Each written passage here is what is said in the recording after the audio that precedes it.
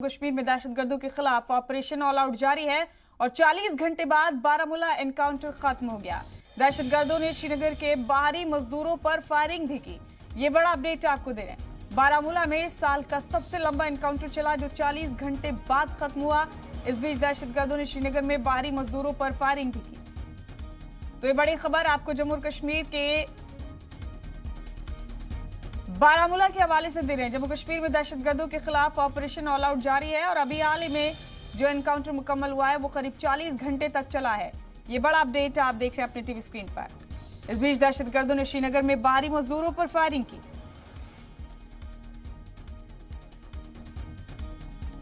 बड़ी खबर, बड़ा अपडेट इस वक्त का आप जम्मू और कश्मीर से देख रहे हैं अपने टीवी स्क्रीन पर।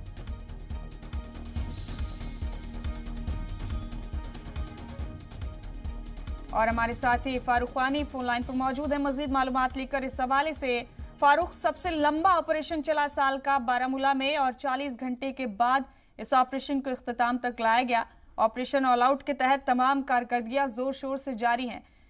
तो अभी फारूक, अगर इस साल से लेकर अब तक बात करें तो इस ऑपरेशन के तहत अब तक कितने दहशतगर्दों को ठिकाने लगाया सिक्योरिटी फोर्सेस ने?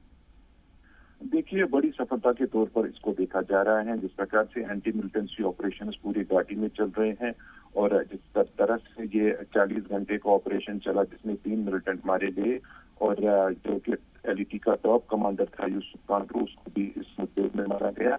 और 2000 से वो सक्रिय था, 22 साल से वो मिलिटेंट गतिविधियां अंजाम दे रहा था उत्तरी कश्मीर के क्षेत्रों में। इसके अलावा जो सेंट्रल कश्मीर पड़गाम है वहां पे भी उसकी काफी मजबूत पकड़ मानी जा रही थी और 2 एसपीओ के हत्या में भी उनका साथ था। एक नागरिक की भी उसने जो है हत्या कर दी थी, उसमें भी इनके हाथ बताए जाए। तो इसके अलावा जितनी भी अब तक सिविल किलिंग्स हुई हैं उनमें इसकी अहम भूमिका रही है और पुलिस लगातार इसकी तलाश कर रही थी और बड़ी सफलता के तौर पर इसको देखा जा रहा है। और एंटी मिलिटेंसी ऑपरेशन अभी भी जारी रहेंगे जैसे कि डीजी दिलबाग सिंह ने कहा। और उसके अलावा हमने देखा कि 3 दिन के अंदर जो मिलिटेंट गतिविधियां काफी बड़ी हैं, क्योंकि प्रधानमंत्री का जिस तरीके से कल दौरा जम्मू में है तो उससे पहले ही मिलिटेंट बड़ी घटना को अंजाम देने चाहते थे। तो इस प्रकार की घटनाएं हमने कल शाम भी देखा। श्रीनगर के नौगाम इलाके में 2 नॉन लोकल लेबर्स पर जो है उन पर गोलियां चलाई, दोनों का ट्रीटमेंट चल रहा था। इससे पहले भी पुलवामा क्षेत्र में